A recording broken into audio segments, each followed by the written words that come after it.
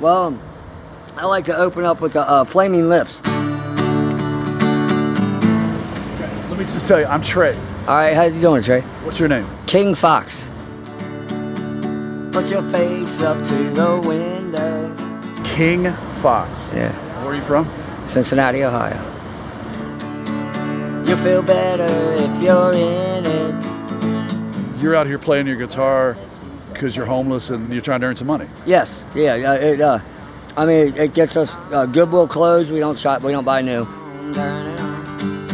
And snacks at night.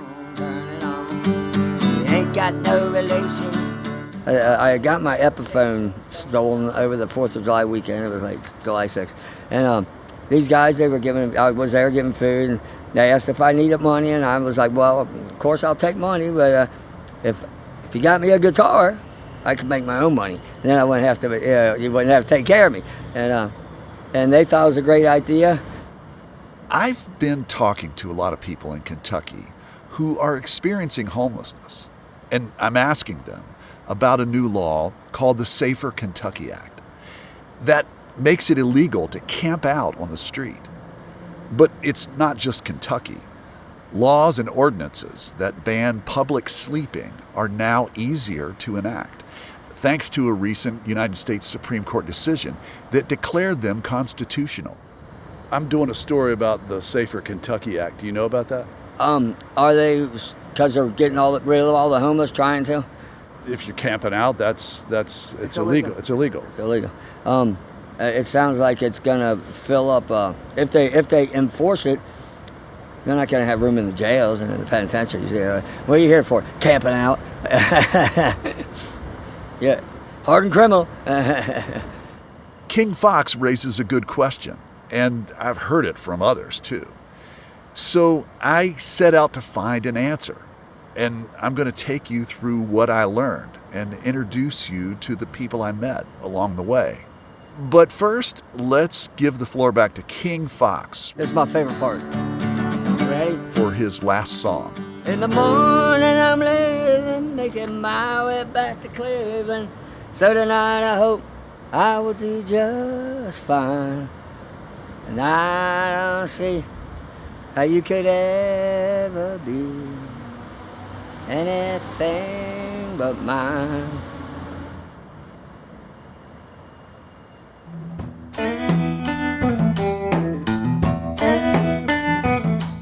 From West Virginia Public Broadcasting and PRX, this is Us and Them, the show that tells the stories about the things that divide us.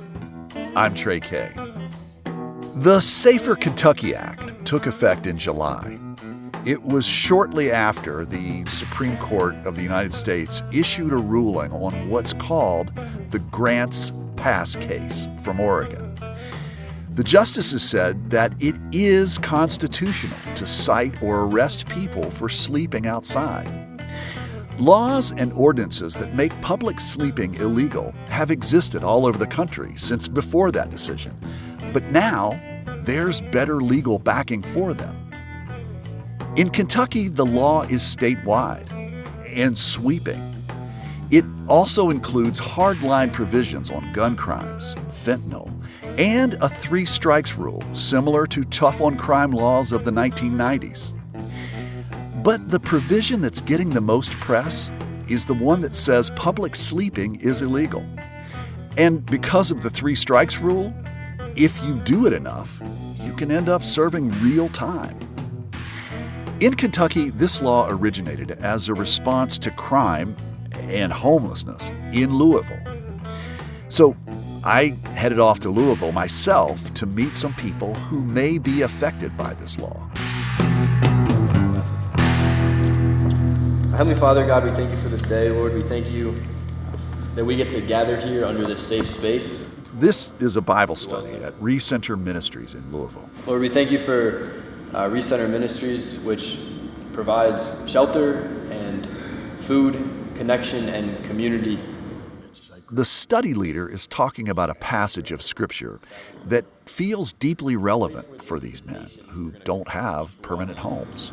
The idea that David is in a house that has good infrastructure, that keeps him safe, But then the Ark of the Covenant, this extremely sacred relic, was just under a tent. Throughout the session, no one really talks about their own experience living in a tent or not having a house to keep them safe. But God is blessing David in every way. And then David, he had his issues too. But David humbled himself because he always praised the Lord. David always praised God.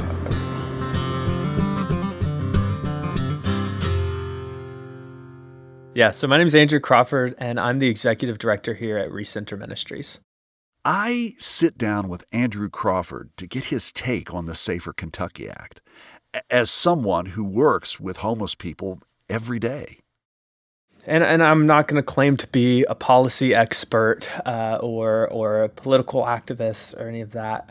But what I'm seeing, on the ground, I think a lot of the bill kind of misses the mark in terms of what's actually needed and what the actual problem and the scope of homelessness and how to address homelessness. And I think the intention is to push people into shelters, to push people towards resources, which sounds really good, except that the infrastructure is not necessarily there. And so this kind of sweeping bill that's trying to be a one-size-fits-all that assumes that there actually are places to push people towards, I think is detached from the reality that we're facing. Well, you're part of the resource that Louisville has. Do you have enough beds? Do you have enough resources to meet the needs of what seems to be Louisville's homeless challenge or problem? Yeah, so I can tell you from our experience, every single one of our beds is filled every single night, and I think that's pretty representative of the homeless shelters at large in the city of Louisville. I can see some of the need for housing with my own eyes, just stepping outside of Recenter Ministries. Just across from the church is an overpass that the highway runs over. And just under the pass, I can see several people who are sleeping, camped out on the concrete as the traffic rumbles over top of them. And I thought that I would pop over and say hello and see if any of them would talk to me. Hello. Hey. I'm a journalist. Can I talk to you? Can you tell me who you are? My name is John. So I'm doing a story about, have you heard of the thing called the Safer Kentucky Act? No, I haven't. Well, look, maybe you've heard about one part of it. Like they made this law back in March. Well, you can't be up on the bad out with a tent. Nowhere in the city of Louisville with a tent. That's right. So you're not allowed to camp out. You're not allowed to sleep in your car. I can understand you not wanting people to have tents in the city or up under the bad out. I can understand that, but in the same fashion, you got to have enough places for homeless people to go. There's not enough space in Louisville for homeless people to go. So what else they supposed to do? John tells me that he's not currently homeless, although he has been in the past. Tonight, he's out checking on some friends, making sure they're okay when night falls. Do you hear other people talking about this? We talk about it every day right down on First and Broadway. We talk about it every day. We don't understand why the city would want to lock a person up for being homeless. Basically, what you're doing, you're trying to say you're going to lock the homeless up for being homeless. That's all you're doing. So I was unhoused myself for 15 years, okay? And it's kind of like, well, how can you criminalize somebody for not having an adequate place to live? This is Pony Morris. He works for a group called Vocal Kentucky. When you have shelter beds that only allow 750 people to sleep in there at nighttime, and you have 1,700 any given night of people who are unhoused, then with them being able to criminalize, even though that there is not enough adequate space, then something is wrong there. Basically, you only have so many beds. Mm-hmm. If for this particular night you don't get the bed, that means that you're running the risk that you might have an encounter with law enforcement and you're going to get a ticket and a fine, or perhaps be jailed or something like that. And you're nodding your head yes with a smile on your face, which is not a happy smile. Right. So, and I'm saying that, because it's kind of like this. The first time they give you a cited warning, you go to court, and anytime that you go to court, we know that you have court fines. Okay. We're unhoused. So how are we going to be able to pay your fine that you want us to pay? Then on top of that, the next time, because I'm still homeless, okay, I'm still not able to get into a shelter, and you catch me a week later. Well, that week later turns into now 90 days of being incarcerated, okay? When I get out, I'm still homeless. If I'd come here this time last year, could you and I go walking around or riding around in my car and we could would we see people who were camped out? Yeah, we would see more people camped out. Since last year, they have increased camp clearings, which they call relocations. And I'm pretty sure your definition and my definition of a relocation is taking somebody from somewhere and having somewhere to put them at. That's a relocation. Well, that's what they call these camp clearings.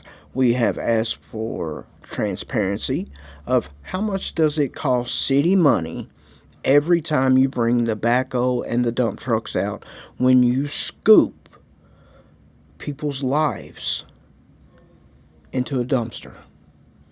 How much is that costing us that we could eliminate that, create more housing?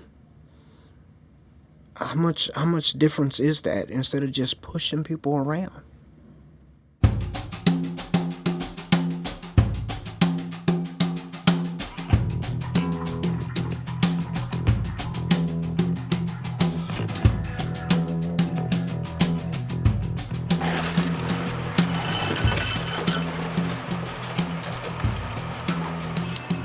Let's head across the country to California, a place with one of the most visible homeless problems in the United States.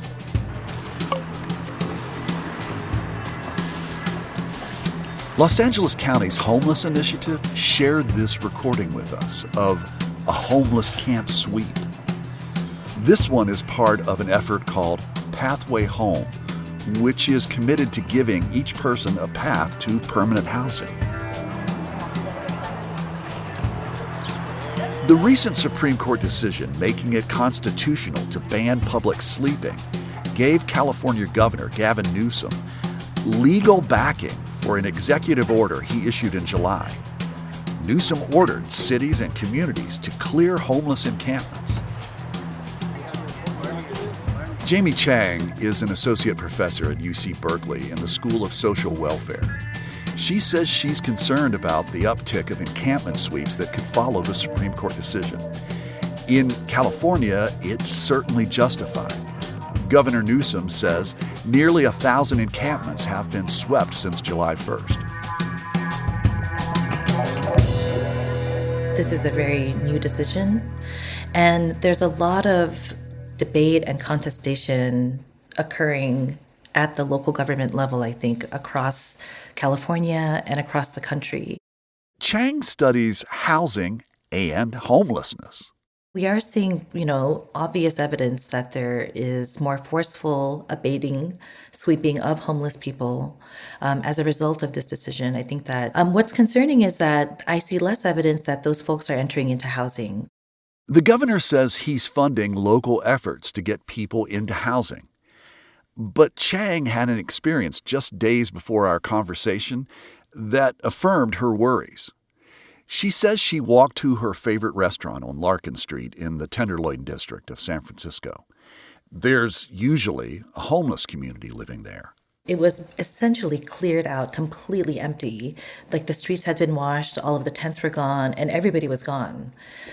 And I was surprised to see that. But when I turned the corner and I walked literally one block away over onto O'Farrell, that's where everybody was moved to. Everybody was moved literally around the corner, and you see all of these tents set up on O'Farrell Street that weren't there, prior to these actions. What is the health impact on people involved in these sweeps? To begin with, obviously, folks' property is confiscated. So you can imagine being outdoors, with your tent and your sleeping bag and your bottle of water and your snacks and having that taken from you. It is totally disruptive to people's day-to-day experiences, but people also lose identification. They lose vital medical records.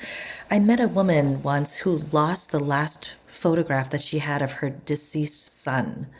I mean, these are traumatic losses for folks, irrecoverable losses. So it goes beyond the ability, taking somebody's ability to take care of themselves on a day-to-day basis, but also causing trauma in that process. Another thing is that I have shown, and in my research, and as have many others, that when you criminalize people who are homeless, the necessary outcome for them is to go into becoming more invisible. So oftentimes what folks will be forced to do is to occupy spaces that are less visible to the public. What we're finding here in California is they can range from industrial lots to train tracks, under freeway overpasses. They're incredibly dangerous spaces.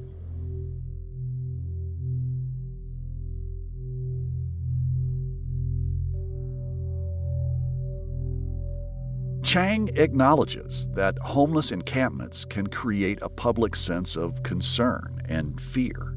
It's very difficult because certainly those feelings are valid. I think folks, they're very valid concerns. And I think that that's why we all have to agree that folks who are unhoused deserve housing. Then we won't have encampments that are scary, that may foster violence and crime. When folks are housed and they have supportive services, the data is very clear and evident on that reduces, rates of incarceration and rates of substance use issues and mental health issues. Studies have shown that when folks are offered adequate shelter and adequate housing, especially the non-congregate model, people accept, right? And so I think the idea is not to, I can debate and discuss, all day the problems with criminalization. But at the end of the day, we need more housing and shelter. We have here in California probably a 200,000 unit deficit in terms of housing, in terms to adequately house our population. And so this is a game of musical chairs. This is a game that's essentially set up so that somebody's losing.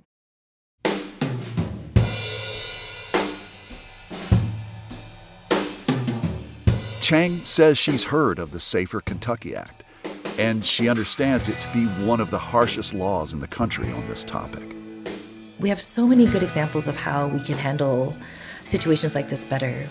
And so, it quite frankly scares me on behalf of folks who are homeless to think that this is something that they have to be concerned about on top of everything else already.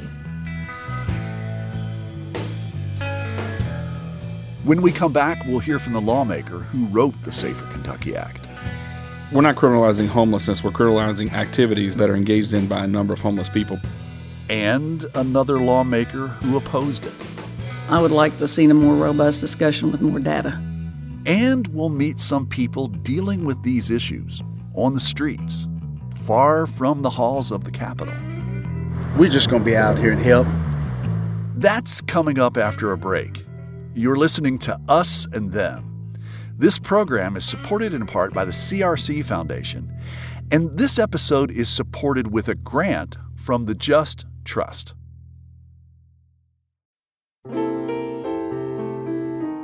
In difficult times, music gives us peace, brings us together, and helps heal us. It calms our nerves and brightens our days. That's why we're bringing you classic episodes of Mountain Stage on air and in our podcast.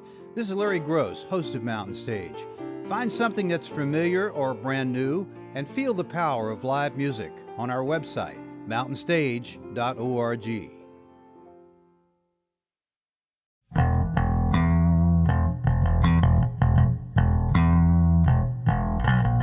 Hey, it's Trey, and this is Us and Them from PRX and West Virginia Public Broadcasting. I'm State Senator Robin Webb. I represent the 18th District in Northeast Kentucky. I've served in the legislature for the last 25 years, and I practice law. Senator Robin Webb describes herself as a moderate Democrat. She voted against the Safer Kentucky Act because she had a lot of concerns. I would like to see a more robust discussion with more data. Data was asked for, and I, to this day, have not seen. And then some of the things that might have been alluded to, like a surge in violent crime. In Kentucky, violent crime is going down. So those kinds of data-driven things is what really needed to be digested by the policymakers and the public. But I think the impetus for this bill is frustration. And I think, it's well taken. I mean, we're not the only ones grappling with these issues. And it's frustration as a policymaker. But the data, like on violent crime, is one aspect of it. The fiscal note, the impact on county jails and the county governments that pay for those prisoners until they're state prisoners. Because this population is the misdemeanor population on the homeless provision side will be carried by the county governments. Webb fears the costs of the bill and the data behind it are not getting enough attention. It polls well, and it's real easy to make a commercial on, a 30, 60-second. So it polls well. You don't have facts, but it's something that people kind of feel in their gut? Sure, and everybody wants, a safe place. I mean, we all want a safe place to raise our children and, work and have our shops, and not everybody has that. But that's one reason I like flexibility built in. Different areas have different situation, and we elect judges and prosecutors to make those determinations based on that specific need and represent their people. They're duly elected. So I like to build in flexibility and not a one-size-fits-all blanket approach. I'm curious, you're a Democrat, and you've kind of identified that this is a bill that polls well and that connects with voters. Does this make you vulnerable with regard to holding your seat? I'm very conservative. Democrat. When our counties are struggling now to meet corrections costs, and our beds, Kentucky has historically been high in the nation in incarceration per capita. We talk a lot about treatment. We talk a lot about issues and solving the problem, and then you warehouse instead of correct or treat.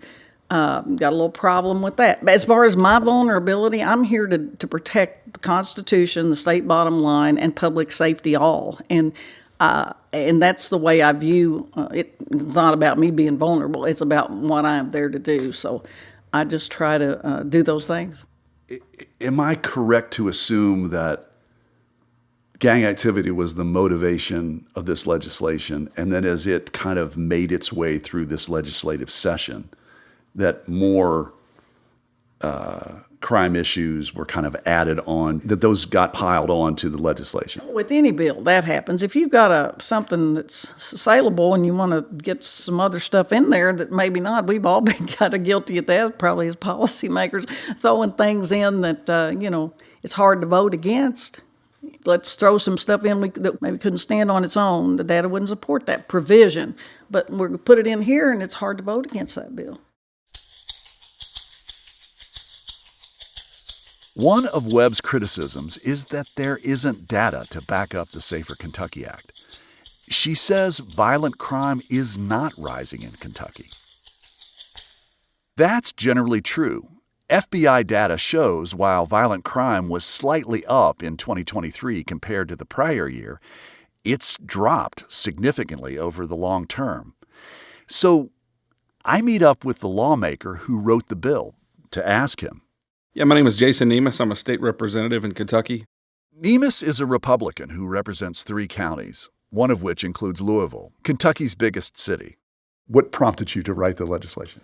Yeah, so the crime level in Kentucky is outrageously high. Across the country, I know in many cities, the violence, the serious violent levels have gone down a little bit. In Kentucky, they have not. Nemus says in Louisville specifically, murders have gone up in the last 10 years. And in the surrounding county, Jefferson County, homicides are up as well. So the core of the Safer Kentucky Act was to go after violent criminals in a lot of ways, to make them stay in jail longer, but also to make sure that if someone uses a handgun in the commission of the crime, that they don't get out early, released early, and that they serve a longer time. We also know from talking with law enforcement and with victims that a lot of the people that are taking the shots are kids. They're being used by adults. We are having a gang problem in Louisville. One of the provisions is if an adult uses a child, then they are guilty of the same offense that the child committed, plus we're going to amp it up one level. We're serious about violent crime, and that's what we're trying to do with the Safer Kentucky Act. What drew my attention to the Safer Kentucky Act was the part that had to do with outlawing camping. And it's being described as criminalizing homelessness. Can you speak to that?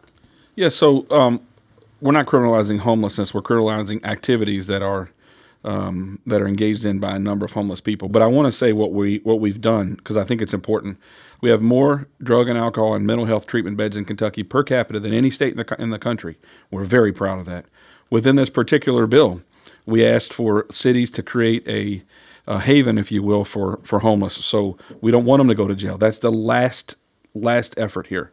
We want to identify those folks and push them toward treatment. So we've said to our mayors and our county judges all across the Commonwealth, we want you to create a place with potable water, a place with a facility so people can go use the restrooms, and we want in a place where we can get social services to these folks. In Louisville, we've done that. And we also, to put money where our mouth was, we've put $50 million into the community care center in Louisville, which is opening up. Our mayor is doing that now, and he's doing a great job with it. That $50 million goes to several projects in Louisville. One of them is the care center. It's set to open in 2027. If they go to court, which we don't want them to go to court, we want that to be the last-ditch effort. If they go to court, what did we also do in our budget? We fully funded outpatient mental health and alcohol and drug treatment, outpatient services. Some of the people that I interviewed today are basically saying that we don't have enough beds in Louisville to I don't know if we're ever going to have enough beds. We're trying to get more beds. We put tens of millions of dollars in that. The point is we want to try to identify these people and get them treatment. These people are our neighbors. They're our family members. They are our loved ones. There, but for the grace of God, go us in a lot of ways. Is there talk about measures and benchmarks that Democrats, Republicans, liberals, conservatives can come back to and say, hey, this was a success or it was not a success? Yeah, I don't know what the benchmarks are other than that we help individual people, and that's the hope. I mean, when we see how many people go into the community care center in Louisville, for example, those will be persons who are directly helped by the dollars that were funded by both the city and the state. The Safer Kentucky Act is something I believe in a lot of ways, a lot of different provisions. But the homeless provision is one of the tent poles of the bill. I know it's easy to take shots at because it's such a good soundbite to say, oh, they're criminalizing homelessness. I get it when people don't agree with this. I understand. I've had discussions. I'm Catholic. I'm a devout Catholic, and I've had discussions with priests who think that we're making a very bad decision in the way that we're going with our homeless. I think it's right, and I think it's right because we've got to get these people treatment. They don't need a sandwich. They need that, but not only that, they don't need a place to stay the night. They need that, but not only that, they need help, and that's what we're trying to do. People can say, you're not doing enough. Fair point. We're not. I don't know if we'll ever do enough. We're trying. People can say that, and I want to hear more of that, but bring solutions and not just attack House Bill 5 with respect to its provisions on homelessness.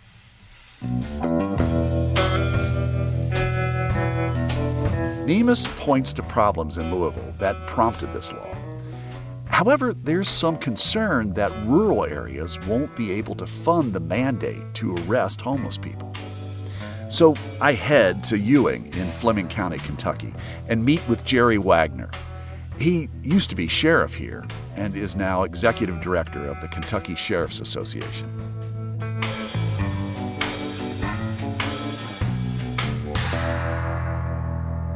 I think the legislature, when they started putting this bill together, was absolutely tired of the carjackings in those city areas. They were absolutely tired of the same people being in the system all the time. Now, that's an issue that we have in rural Kentucky also. You know, the same people continuously in the system at all times. Now, what this bill does, it is going to fix a lot of that problem. It's going to deter some of the criminal activity because, I mean, there's something to lose now. You're not just going to go to court, get sentenced and probated in 30 days. It's not going to, it's not going to happen like that anymore. That's going to continuously build up, and then once you have your third strike, you're going to be out.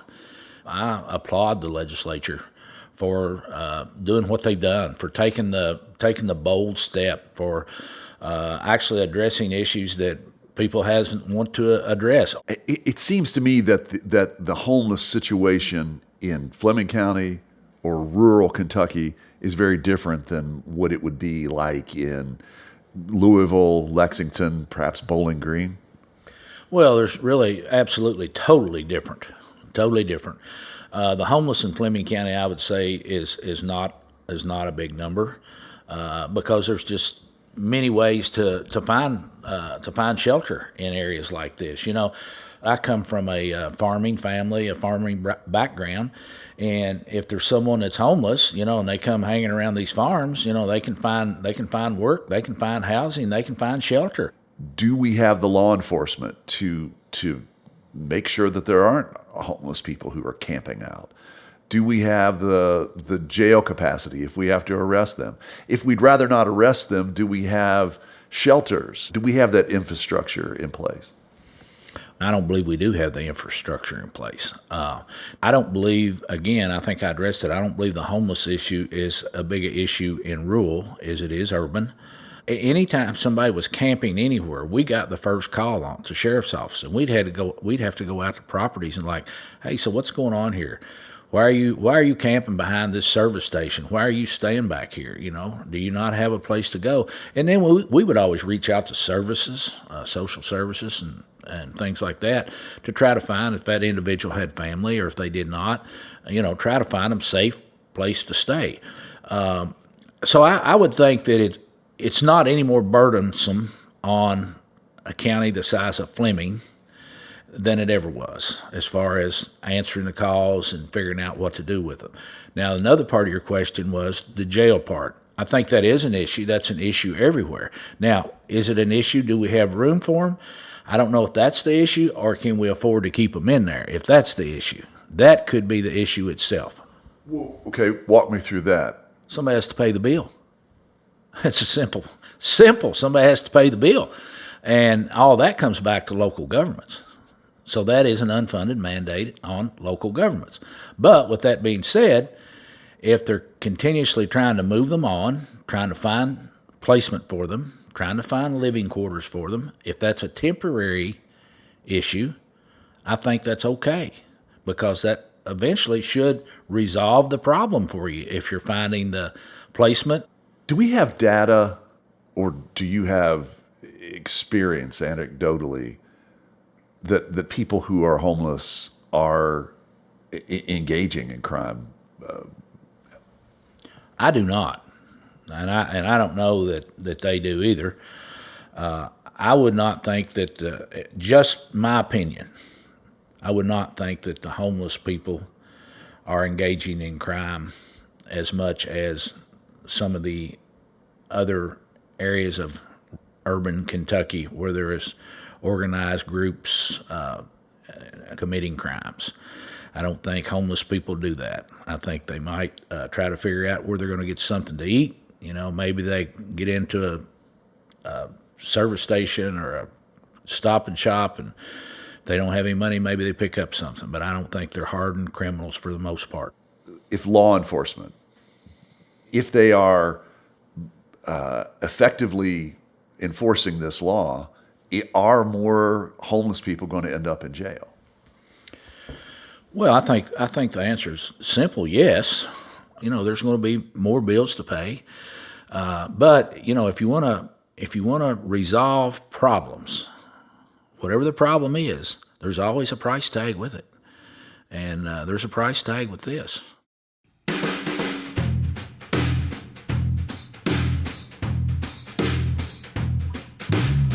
There's not a single person I've talked to who argues there are enough beds in Kentucky for all those people who don't have a place to stay. George Eklund is the Director of Education and Advocacy for the Coalition for the Homeless in Louisville. He's a mediator between lawmakers and the advocates who serve the homeless.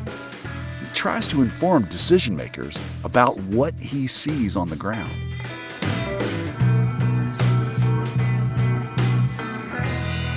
I think the authors of the legislation see that this is an addiction and severe mental illness issue.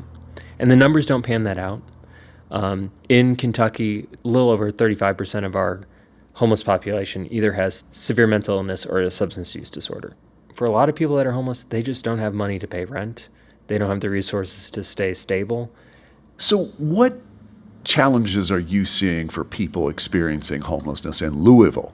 Yeah, so in Louisville, I think the big issue for us is that we have a limited number of resources to get out and address our homeless situation here. So last year we housed about 1,600 people in housing. So we took them off the street and got them into housing. The issue for us here is that same year we had 4,500 people enter homelessness for the first time. So right now our inputs are outpacing our outputs.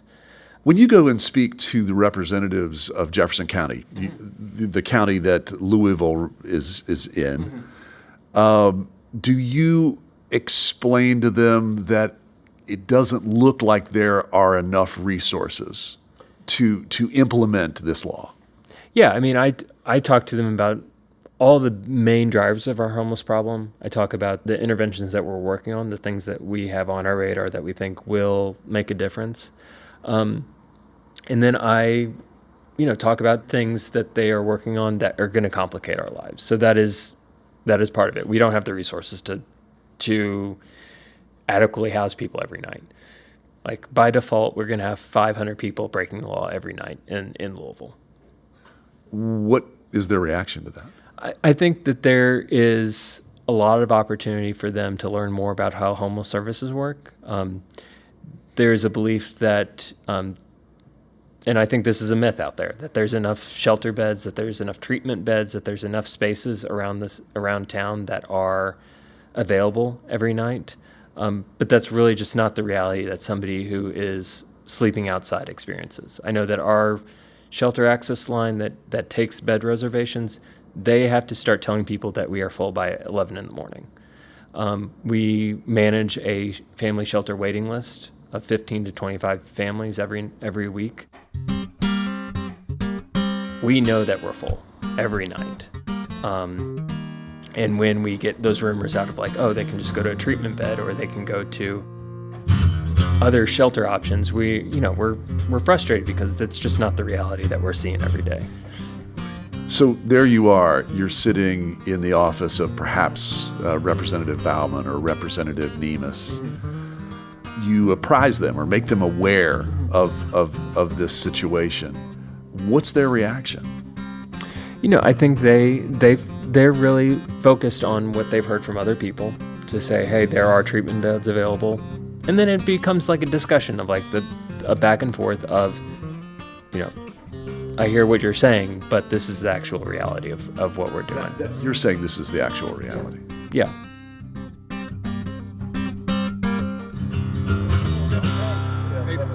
$7:30. Oh, okay. Who's the pastor's here? It's the pastor right there. Pastor. Some of the people I talk to on the streets of Louisville are so focused on that reality, responding to daily needs, that they don't have time to talk policy.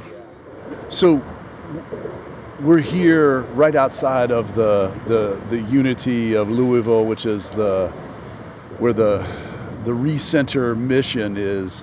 And you're here, and looks like you're giving out bags of food? Yes. What's your name?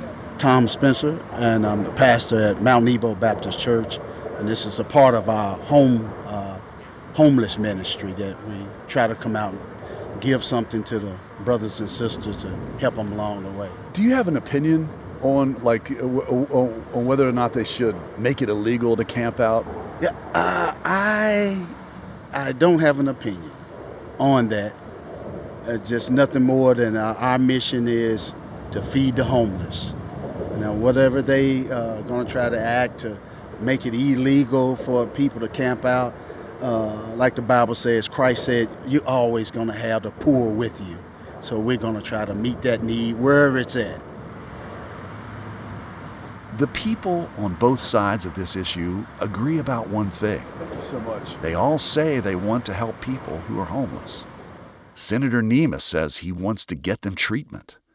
He acknowledges it could be you or me there without a place to sleep. Senator Webb and many advocates say they care about homeless people too, and that harsh legislation is not the answer. But I gotta wonder, do I really understand that it could be me? Or do I feel a separation from those people as I pass by them on the street? Am I an us, and are they a them? You heard earlier from a man named Pony Morris. He was homeless at one time, and now he's dedicated to helping others in Kentucky. He asked me urgently to make sure that we include one of his statements in this episode. Please play this. Please understand that it's hard to get a job with a tent or a backpack on your back. It's hard to get a job to know if I look presentable or not. It's hard to get a job when they already threw my ID and my social security card away. It's hard to get a phone call back when you don't have a phone. So getting a job and trying to live a real life is real hard when you're homeless. I'm going to speak to Representative Nemes. Have you ever spoken to him? No, I kind of wish I could, and... What would you say to him? What I would say to him is, like, what is the end game of either citing and fining unhoused people? What is your end game of, like, what are we going to do about housing?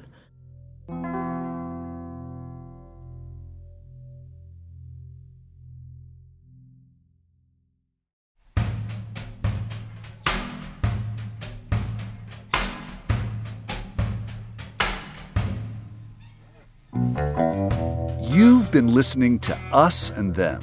Our team for this show was me, Trey Kay, Emily Havik, and Kate Smith. Special thanks to Carter Hughley of the LA County Homeless Initiative. Michael Lipton, Tristan Lozow, and Ahmad Solomon wrote and performed the Us and Them show music. Mark Lerner designed our logo. The marvelous people at PRX and West Virginia Public Broadcasting make Us and Them possible. So do grants from the Corporation for Public Broadcasting and the CRC Foundation. This episode is supported with a grant from the Just Trust. Hey, we'd love to hear your thoughts about this episode. Would you share them with us on our Facebook page or on X, which is formerly known as Twitter, at Us Them Podcast? Us and Them was originally developed with assistance from the mentorship program at AIR, the Association of Independents in Radio. We'll see you next time on Us and Them.